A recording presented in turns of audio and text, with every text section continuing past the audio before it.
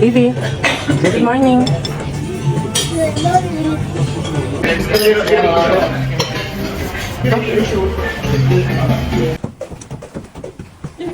No!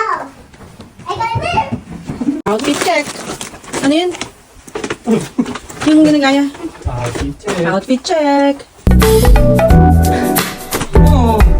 Hello everyone! It's me again! Another day, another vlog. Actually, long overdue vlog na to. Second part to ng Northern Ireland vlog natin. At this time, pinuntahan natin ang Dark Hedges at ang Giant's Causeway. Let's start with the Dark Hedges. Fan ka ba ng Game of Thrones? Ako kasi hindi eh. Pasensya na pero hindi ko kinaya yung first episode pa lang may agad ng ulo. Hindi kinaya ng lola mo lalo pat solo ko ang kwarto sa Saudi noon. Natutulog nga ako nang nakabukas ang ilaw eh. Paano pa kung panonoorin ko yon? Libre lang pumunta sa Dark Hedges at sa gilid-gilid ka lang din magpa-park. Very accessible! Right after sa Dark Hedges ay dumiretso na rin kami sa Giant's Causeway. Almost mga 15 to 20 minutes away lang to from the Dark Hedges. At this time, kailangan mo na magbayad for an entrance fee. Syempre, kami lang naman yung nagpunta dito so kami lang yung nagbayad. Dinadamay ko lang talaga kayo. Char!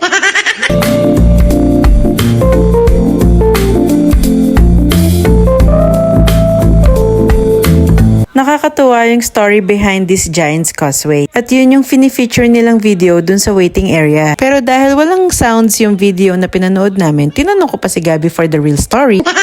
Gusto nyo rin bang malaman yung story? Pilitin nyo muna ako. Char!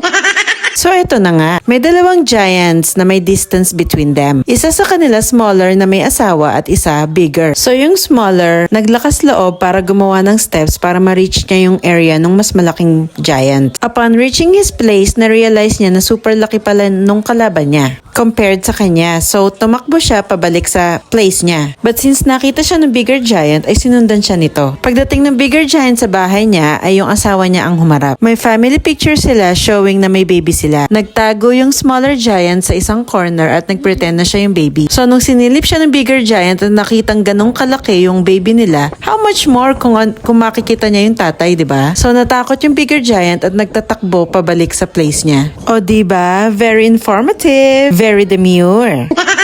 At kung sakaling iba ang story ang alam mo, ay manahimik ka na lang. Char! In fairness, mabait sa amin ang weather. Evie, look here. Daddy, look here. Hi! Hanggang dito na lang ulit ang video namin. Maraming salamat ulit sa panonood. Buyers!